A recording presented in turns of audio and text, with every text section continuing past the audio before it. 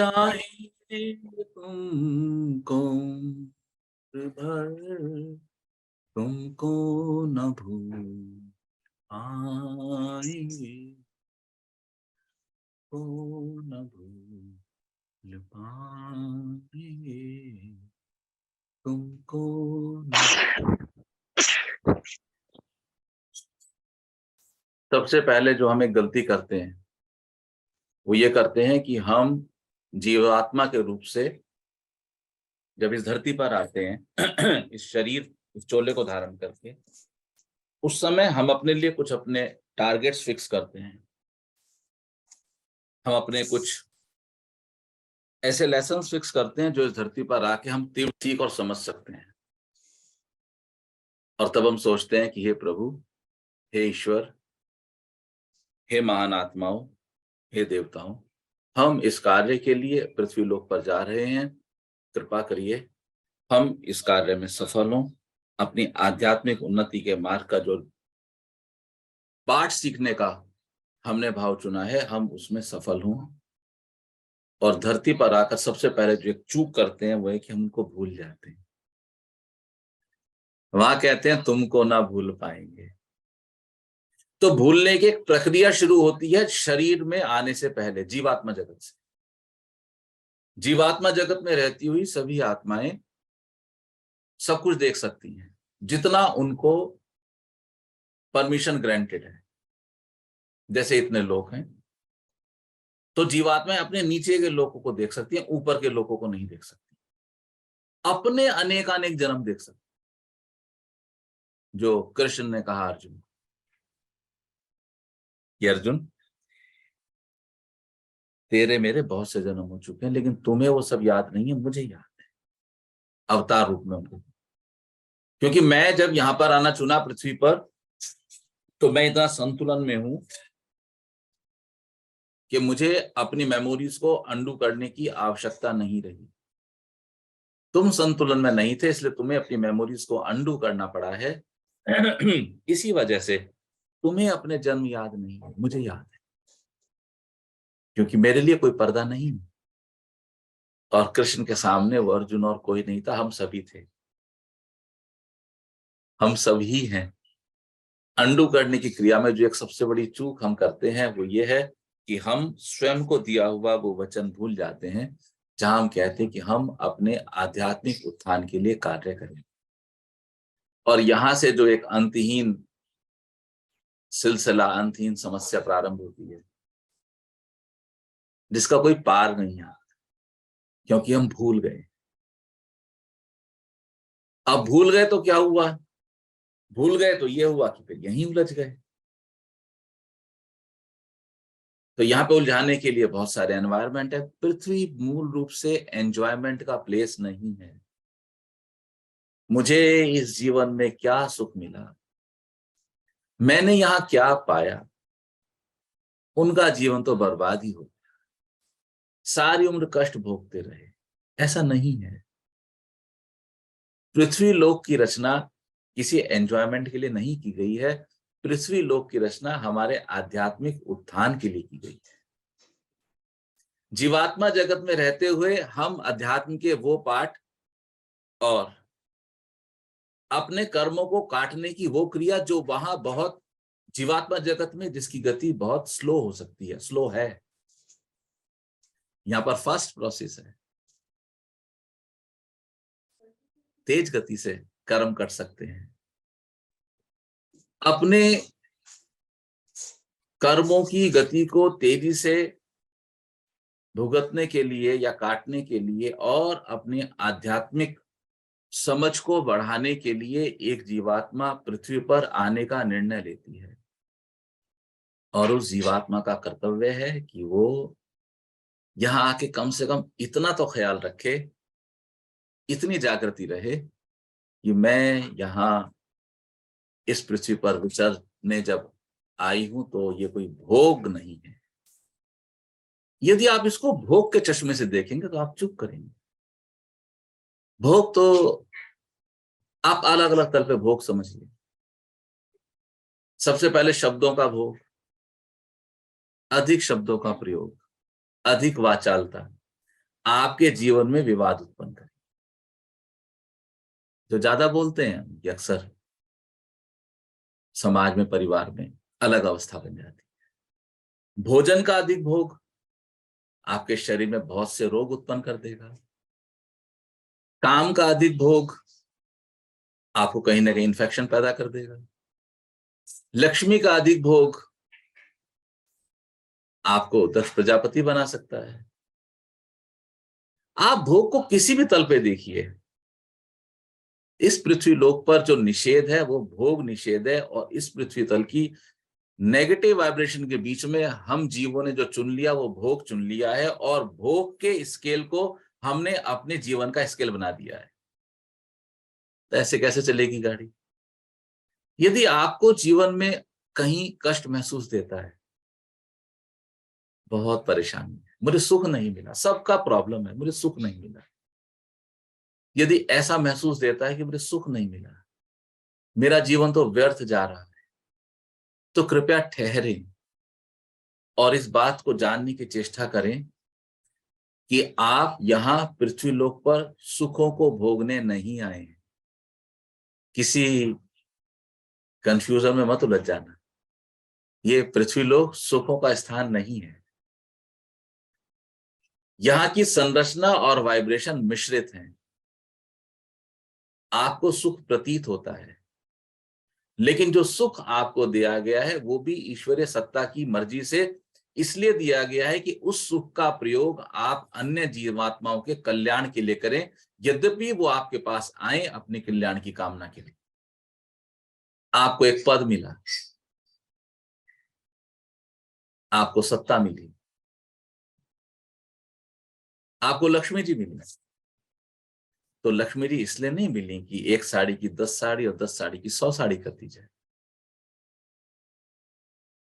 आपको लक्ष्मी जी इसलिए नहीं मिली कि अब आपके उंगलियों में डायमंड के कैरेट्स बढ़ते जाएं और वो अधिक कीमती होते जाएं। आपको एक पद इसलिए नहीं मिला कि आप उस पद को अपने और अपने परिवार के, मैं और मेरे चाहने वालों के लिए उस पद की शक्तियों का सदुपयोग करके आनंदित हों। बहुत से लोग न्यायाधीश के लिए जो एग्जामिनेशन है उसमें बैठते हैं और वो कैपेबल होते हैं, उनमें क्षमता होती है, लेकिन कुछ एक ही चुने जाते हैं। तो क्या उनका चुना जाना सिर्फ उनकी उसी सत्ता पर निर्भर करता है, उसी इंफॉर्मेशन की सत्ता पर जो उन्होंने जानकारी हासिल की है? पृथ्वी पर परिलक्षित होने का वो एक माध्यम है।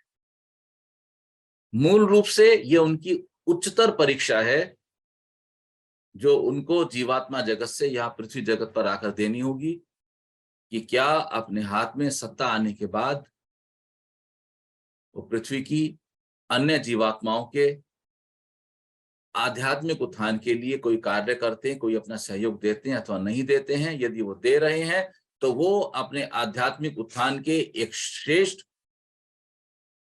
न्याय संगत मार्ग पर आगे बढ़ रहे हैं, और यदि वैसा नहीं करते हैं तो वो अपने आप को एक अधिक बड़े कार्मिक जाल में, कार्मिक अकाउंट में उलझा रहे हैं, फंसा रहे हैं, जिससे निकलने के लिए अब उनको अधिक मेहनत लगेगी, अधिक समय लगेगा, अधिक कष्ट से होकर गुजरना पड़ेगा। आप में कुछ विशेष है क्या जो ईश्वर ने आपको लक्ष्मी जी दी इतनी? क्या विशेष है आप में? जैसा मैं वैसे आप, वैसे वो लोग जिनके पास कोई अपना व्यापार है, जिनके पास 10-20 लोग काम करते हैं, वैसे ही वो लोग जिनके पास 100, 200, 500, 1000 काम करते हैं, वैसे ही वो जिनको हम आज अंबानी या अडानी या टाटा और बिरला करके जानते हैं, वैसे ही वो जिनको हम आज जैकमा, सुजुकी, होंडा करके जानते हैं। क्या अंतर है? अंतर सिर्फ इतना है कि इस पृथ्वी जगत पर आते हुए हमने कुछ अपने उच्चतर आध्यात्मिक लक्ष्य निर्धारित किए, और उसमें हमने ईश्वर से ये प्रार्थना की, मूल रूप से स्वयं से प्रार्थना की, क्योंकि हम स्वयं के प्रति जवाब दिए। ख्याल रहे इस बात का। हमने स्वयं से ये प्रॉमिस किया कि यहां पर जाकर इतने लोगों के लिए व्यवस्था, इतने लोगों के लिए, उस व्यवस्था के चलते हम इस धरती पर आए। जीवात्मा जगत से हमारा अमर कनेक्शन, शारीरिक अचेतनता की अवस्था में जीवात्मा जगत से हमारा कनेक्शन हमें विशेष विचार दे देता है। और जब हम उठ के कार्य पर लगते हैं तो हमें लगता है इसको ऐसे ट्राई करके देखें ना। वो ऐसे ट्राई करके देखा, फॉर्मूला हिट हो गया, दवाई बन गई। दवाई का फॉर्मूला निकालने में इस शरीर की कोई भी रोल नहीं है। मेरा मेरा कोई रोल नहीं है। ये सभी वो निश्चित बिंदु हैं जो इस पृथ्वी पर आने से पहले मैं निश्चित करके आया था कि मैं ऐसे करने वाला हूं। वहां मैं अपना डाटा रख आया था, रिकॉर्ड कर आया था। शारीरिक अचेतनता की अवस्था में मैंने वो रिकॉर्ड्स, वो डाटा अपना खोला, इंफॉर्मेशन ली, और उस इंफॉर्मेशन को यहाँ पृथ्वी पर हमने उसको अप्लाई किया। हमने पाया रिजल्ट्स आ गए हैं। रिजल्ट्स आ गए तो अब क्या करना चाहिए? रिजल्ट्स आ गए हैं तो अब हमें उसको मानव के कल्याण के लिए, मानव के हित के लिए प्रयोग करना चाहिए। और यहां सबसे बड़ी चूक हुई। जैसे ही रिजल्ट्स आए, हमने सबसे पहले उसका पेटेंट ले लिया। मेरा कब्जा। वादा किसके लिए किया गया था? कि इस ऊर्जा का प्रयोग हम जन कल्याण के लिए करें। लेकिन हुआ क्या? हमने उसको जन कल्याण से हटके स्व कल्याण के लिए लगा दिया। और ठीक इसी बिंदु पर सनातन अपने आप को सबसे विलग कर लेता। सनातन में जितने भी मनुष्य, अभी तो माहौल खराब हो गया, संत बाबा इनके आचरण परिवर्तित हो गए, लेकिन सनातन में जितने भी मनीषी हुए, उन्होंने कुछ भी खोज की तो उसका उन्होंने पेटेंट कभी नहीं लिया। उन्होंने उसकी खोज करके उस सूत्र को वहां हैंडओवर किया जो उसके लिए योग्य पात्र थे। कुपात्र को भी नहीं दिया, योग्य पात्र को हैंडओवर कर दिया। ठीक है भाई, आगे परंपरा से। लेकिन पश्चिम में इसके विपरीत हुआ। पश्चिम ने कुछ भी खोज की, कोई भी सूत्र निकाला तो उन्होंने उस पर अपना कब्जा जमा। ये एक मूल विचार, दे देने का विचार, सेवा का विचार और कब्जा कर लेने का विचार, इसने पूरब और पश्चिम के मार्ग बिल्कुल अलग कर दिए। पूरब की जब मैं बात करता हूं तो मैं भारत भूमि की बात करता हूं, क्योंकि मूल रूप से ये कार्य भारत भूमि में और राष्ट्रों में भी हुआ होगा, मेरे को ऐसे आपत्ति नहीं है। आर्यव्रत कह सकते हैं, आर्यव्रत कह सकते। तो मेरे पास कोई कृपा, कोई वस्तु, कोई चीज है जिससे मैं दूसरे का हित करने की कामना रखूं। फर्क समझना, थोड़ा समझ के लेना। हित हुआ नहीं हुआ वो अलग है, क्योंकि वादा तो स्वयं से ये था कि जो आ जाएगा उसका हित कर दिया जाएगा। मानो कि आपके पास शक्ति है और आपके पास कोई आवे नहीं हित पाने के लिए, तो क्या करेंगे? आपका कोई दोष नहीं, आपका उसमें कोई दोष नहीं। लेकिन मेरे पास एक अवस्था है, वो कुछ भी हो सकती है, वो धन की भी हो सकती है, वो रोटी की हो सकती है। मैं देने की भावना रखता हूं। देने की भावना, दूसरे के कल्याण की भावना, ये करुणा है,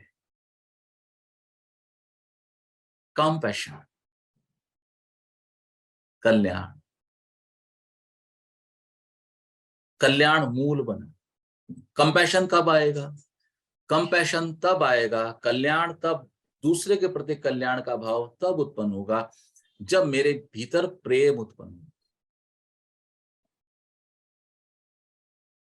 जब सामने वाला मुझे लगेगा अपना ही तो है। प्रेम का उत्पन्न होना, प्रेम हृदय में उत्पन्न होगा, और प्रेम के उत्पन्न होके प्रेम का आगे बढ़ना, कंपैशन, हृदय से ऊपर चलना। हृदय के ऊपर क्या मिलेगा आपको? हृदय के ऊपर आपको मिलेगी विशुद्धि, पंचम चक्र। सनातन ने अब हृदय से ऊपर की यात्रा प्रारंभ कर दी। सनातन ने इस चीज को अच्छे से जान लिया कि जब तक मैं देने का भाव, कल्याण का भाव नहीं रखूं, प्रेम का भाव नहीं रखूं, तब तक मेरे भीतर करुणा प्रस्फुटित नहीं होगी, और जब तक करुणा प्रस्फुटित नहीं होगी तब तक मेरा कल्याण असंभव है। क्योंकि यात्रा एक की है, लेकिन यात्रा सबके साथ है। पश्चिम ने एक सूत्र को पाया और सूत्र को पाके सोचा कि आनंद आ गया, अब इसको मैं हजम कर जाऊं, मैं इसका स्वाद ले। पूरब ने पाया कि यह मिला, अब सब इसका स्वाद लें। तो सब स्वाद लेने के लिए गले से आएगा तो बाहर निकलेगा नहीं। अभी तो कोई व्यवस्था ही नहीं है बाहर निकलने। गले से गले तक आएगा, पंचम एक्टिवेट होगा तो बाहर निकलेगा। संत क्यों बोलते हैं? इसीलिए बोलते हैं। पश्चिम की यहां पर हम कोई क्रिटिसिज्म में नहीं है, हम अवस्थाओं को समझ रहे हैं। जैसे ये पेटेंट हुआ तो पेटेंट के पीछे भाव क्या है? मेरा कल्याण। और जब मेरे की बात आती तो कल्याण शब्द अप्रभावी हो जाता है, तब होता है मेरा लाभ। जब मैं अपना लाभ सोचता हूं तो मैं स्वार्थ में फंसता हूं। जब मैं स्वार्थ में फंसता हूं तो मेरे अंदर भय उत्पन्न होता है कि मेरा यह स्वार्थ। कृष्ण ने तो बोला अर्जुन को, कि अर्जुन ने पूछा फर्स्ट चैप्टर में कि प्रभु क्रोध क्यों आता है? उन्होंने कहा भाई वासना, कामना उत्पन्न होती है, उसमें विघ्न पड़ता है तो क्रोध आ जाता है।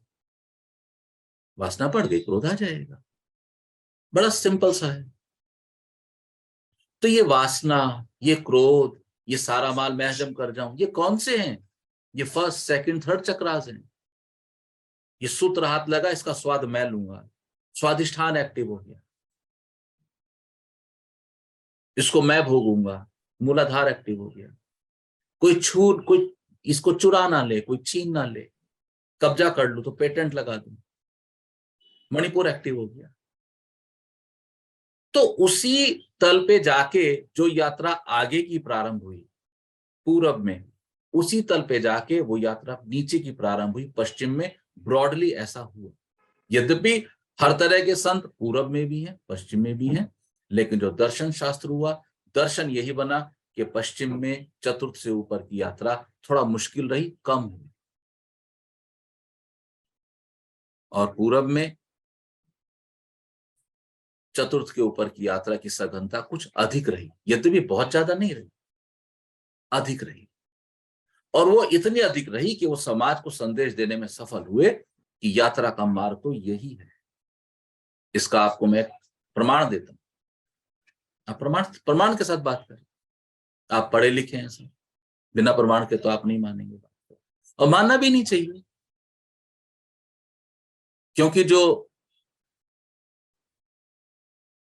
मति है, ध्यान साधना से वो सुमति बन जाती है, और वहां पर जो सुतर्क हैं उनका प्रयोग करना चाहिए। वो करना चाहिए, वो आपके आध्यात्मिक उद्यान में कल्याणकारी होते हैं। कुतर्क का प्रयोग नहीं करना चाहिए। तो आज भी आप एक सामान्य भारतीय को, सनातनी विशेष बोलता हूं मैं, क्योंकि बीच में जो लोगों ने सनातन का मार्ग बदला, उनकी विचारधारा बदल गई।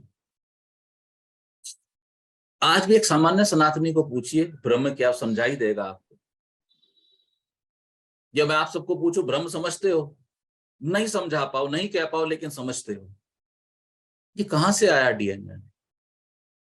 ये वहां से आया जो हजारों साल से चला, और चलते चलते चलते चलते उसने आज आपकी इस मानस की रचना की। बहुत समय निकल गया, बहुत चीजें परिवर्तित हो गई, और धीरे धीरे ये कला हमसे विलुप्त होने लगी।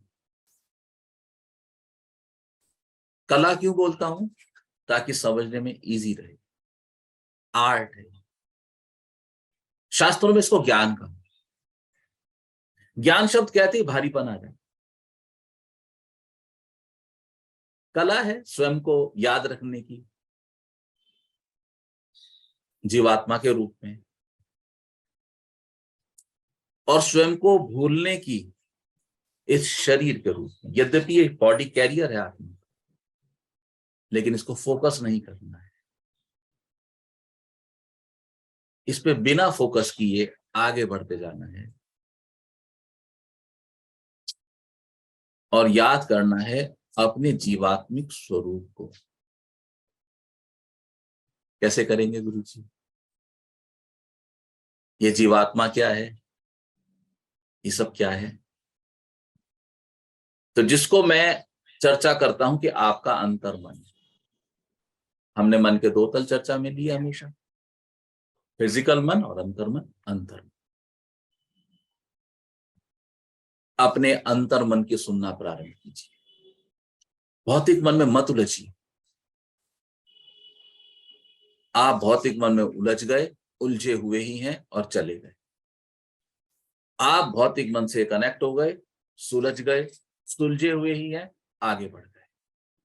अपने भौतिक मन को जानने के लिए, या तो कहीं अपने स्वरूप को जानने के लिए, या तो कहीं ईश्वर को जानने के लिए, या तो कहीं अपनी आत्मिक स्वरूप और आत्मा को जानने के लिए, या तो कहीं पृथ्वी और ब्रह्मांड के रहस्यों को जानने के लिए, आप या ज्ञान को पाने के लिए, सब शब्द एक ही हैं। ये सब एक ही हैं। इसके लिए जो सहज साधना है वह स्वयं को जानना। स्वयं को जानने का मार्ग है एक छोटा सा साधना का प्रयोग करें। तो साधना का प्रयोग जब आप करें और आपको गुरु दक्षिणा बताई जाए, तो आप झिझकते क्यों हो किसी की सेवा करने में? मैंने तो पूरे हफ्ते देखा, लोगों में कोई उत्साह नहीं था कि हम क्या सेवा करें। तो देखिए द्वैत पे हम कितने सहज हैं। जब कहा कि गरीबों को, जैसे आपकी श्रद्धा हो, दूध की सेवा कर दें, या तो किसी और फल वस्तु की, या तो किसी गुजिया मिठाई की, आप लोगों ने फटाफट सेवा करी। द्वैत है ना, आसान है करना। सामने वाले को पकड़ना, देखना, करना कितना इजी है। देखिए 1 महीने की सेवाओं को देखिए, आप चेक कीजिए अपने अपने। लेकिन जब कहा कि परिवार वालों की सेवा करो, तब भी बात बनती है। जैसे जैसे मैं पास आने को बोलता हूं, क्यों नहीं कर पाते सेवा? घबराहट होने लगती है। क्यों होती है घबराहट? और घबराहट किससे रहे हो? यहां मेरे पास जितनी स्वतंत्रता है, नहीं मिलेगी कहीं। मैं आपके पूरी सार्वभौमिकता का पूरा सम्मान करता हूं, क्योंकि मैं नहीं हूं। इसलिए आपके सामने आप स्वयं ही हैं। अपने से घबराहट है? क्यों घबराते हो अपने से? ये तो आपका निजता का मसला है। यहां तो कोई और सेकंड है नहीं, बस आप हो। आपके सुंदर बाल हैं, आपका मोबाइल है, आपको क्लिक करके भेजना है। देखिए आप चूकते हैं। कहीं ऐसा तो नहीं कि मैं अपने पास आने से बचता हूं, इसलिए मैं स्वयं को बहुत सारे विचारों में उलझा के रखता हूं, उलझा के रखती हूं कि मैं स्वयं के पास ना आ सकूं, स्वयं को ना देख सकूं।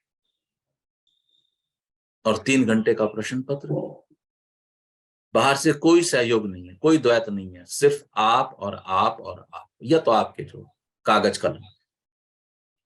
तो जिसने अभ्यास किया उसके लिए 3 घंटे पता नहीं चलेंगे, और जिसके अभ्यास में कमजोरी रह गई उसके लिए 3 घंटे 3 जन्म के समान हो जाएंगे। पास तो आना पड़ेगा ना। समस्या क्या लगती है पास आने में? अड़चन क्या है पास आने में? दिक्कत क्या लगती है वो बताना पड़ेगा। इससे होके गुजरना होगा। कोई भी नाम, जप, शास्त्र, माला,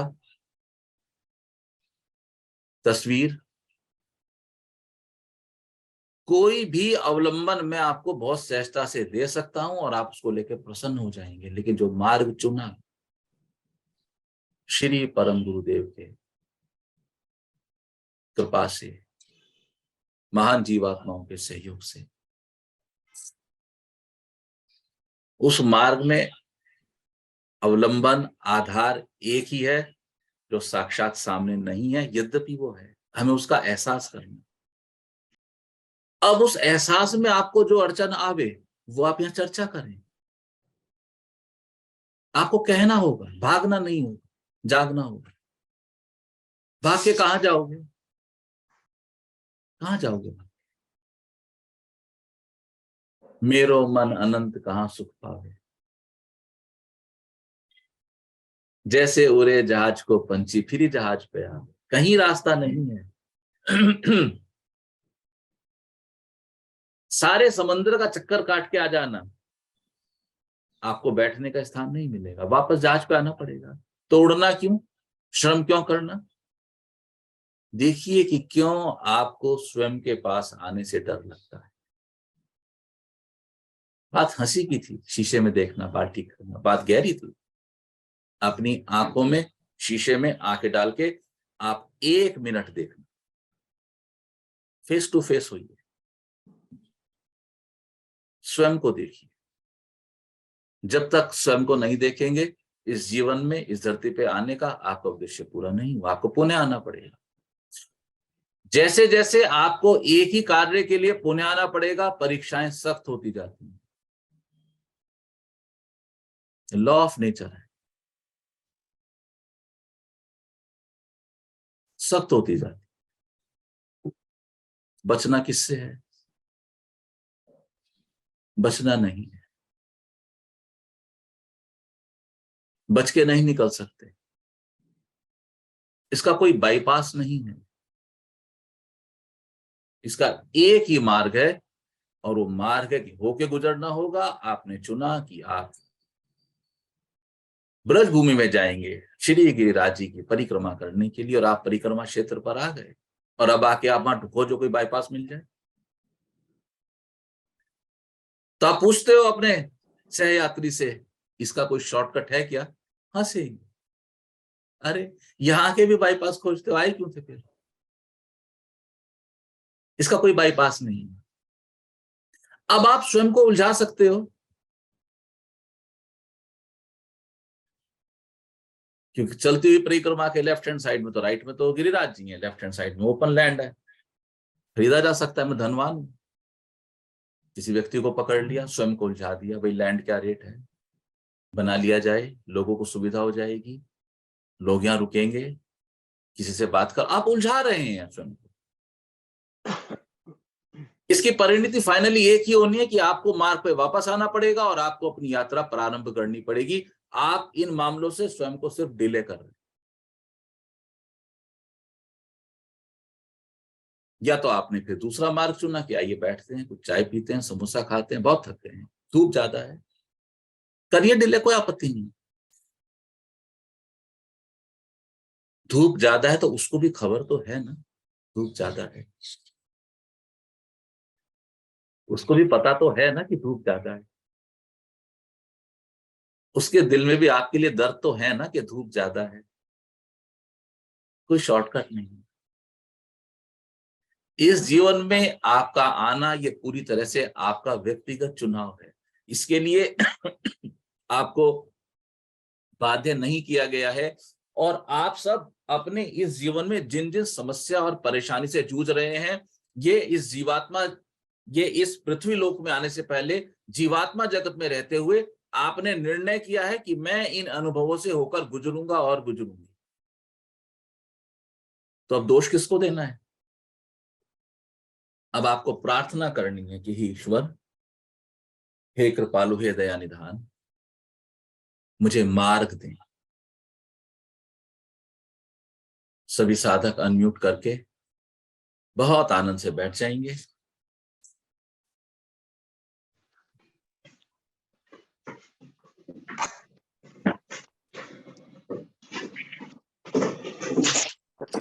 जिस भी साधक की बैकग्राउंड में बच्चे बोल रहे हैं, कुत्ता भौंक रहा है, कुकर की सीटी है, कृपया अपने आप को अनम्यूट रखेंगे। बहुत से साधु के बैकग्राउंड में आवाज आती है, वो खुद बोलते हैं और ख्याल नहीं रखते हैं।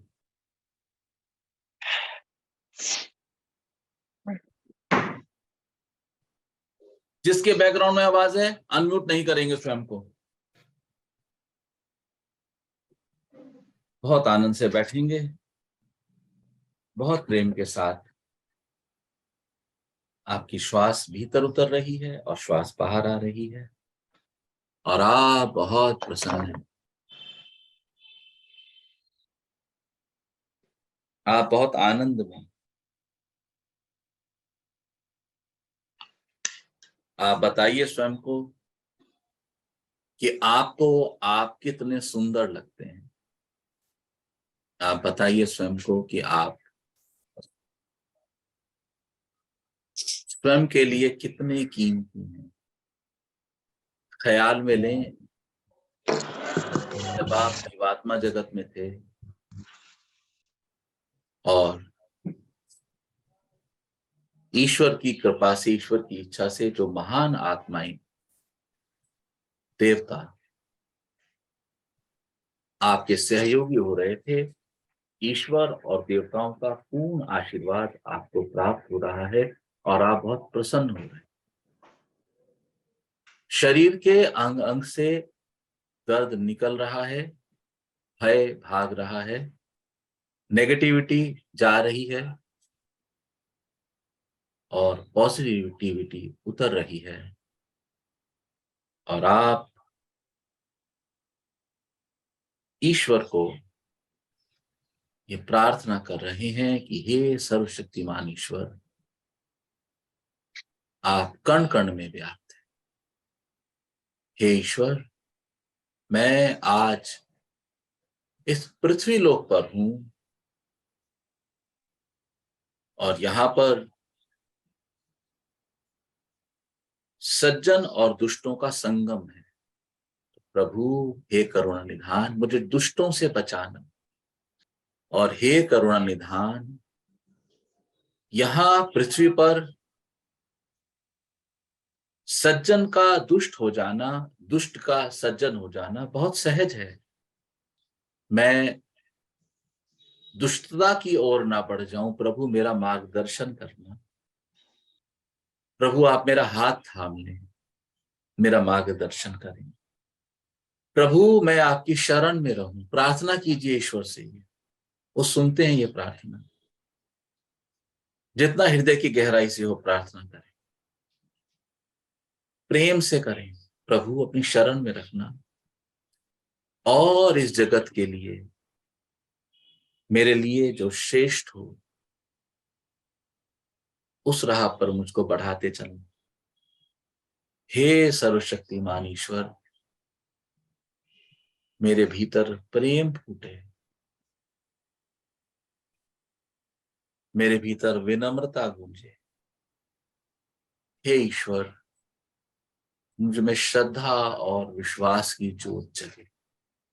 हे प्रभु, मेरे नमन स्वीकार करें, स्वीकार करें, स्वीकार करें। आपका आनंद धन्य।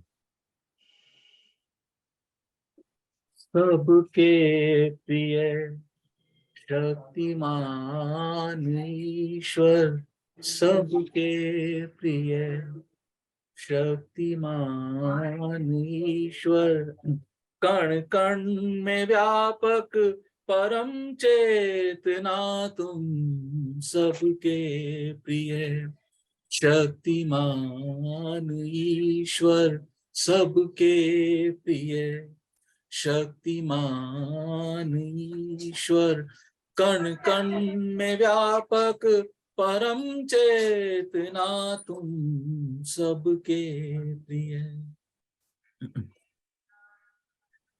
बचाना हमें सर्व दुष्टों से भगवन, बचाना हमें सर्व दुष्टों से भगवन, और रखना दुष्टता दूर हमसे, कृपा मार्गदर्शन करना हमारा, कृपया मार्गदर्शन करना हमारा, हाथों में लेकर हाथ मेरा तुम, सबके प्रिय शक्तिमान ईश्वर।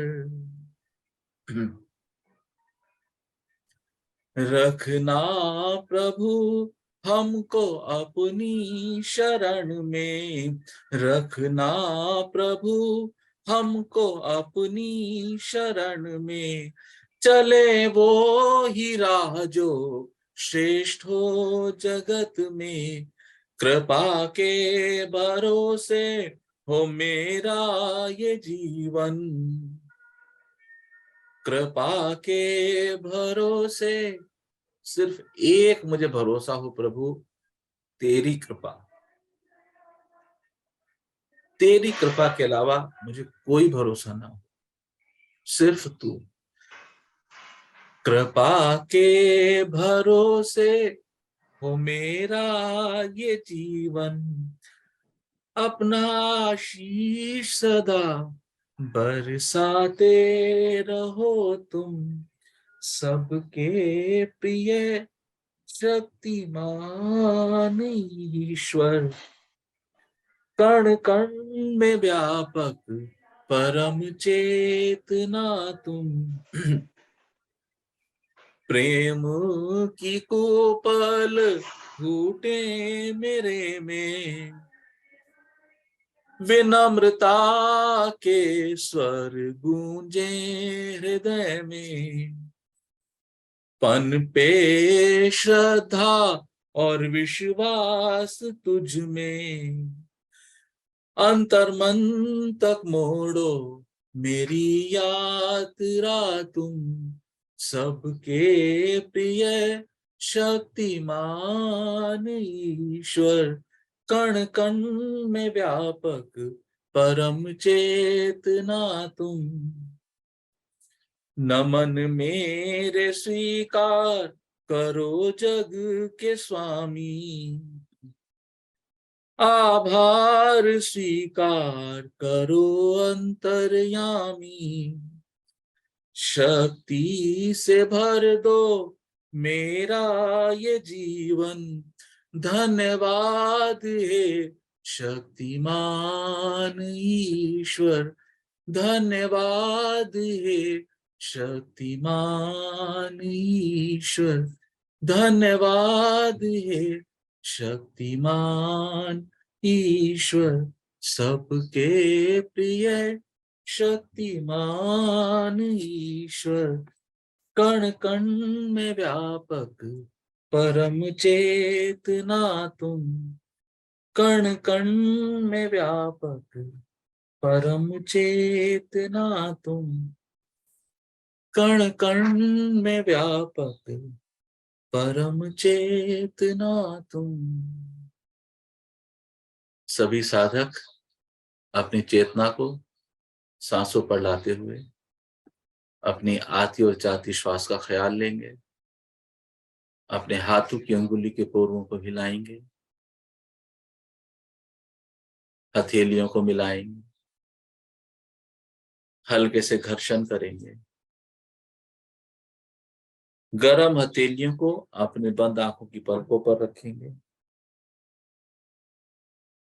चेहरे पर, मस्तक पर, कंधे और गर्दन पर लगाएंगे और धीरे धीरे आंखों की पलकों को खुल जाने देंगे। आज के अनुभव आपके कल सुने जाएंगे, कल मैं आपसे चर्चा करूंगा। सभी साधक घड़ी में देखकर कम से कम 1 मिनट के लिए शीशे के सामने खड़े होके अपने को आंखों से देखेंगे, आई कांटेक्ट करेंगे। ये कार्य सभी साधकों ने आज पूरे दिन में कम से कम 2 बार करना है, मिनिमम 2 टाइम्स। कल चर्चा में सभी साधकों को अपने अनुभव शेयर। आप सबका बहुत बहुत धन्यवाद। आप सब आनंदित रहें, प्रसन्न रहें, मगन रहें, ध्यान करते रहें। ध्यान का बहुत सुंदर मार्ग है और ध्यान की गंगोत्री घर घर तक आ रही है। ध्यान आपके द्वार है, इस अवसर को मत चूकिए। मेरा आप सबको बहुत प्रेमपूर्ण निवेदन है, आह्वान, निमंत्रण, मत चूकिए इसको। आप सब आनंद करें।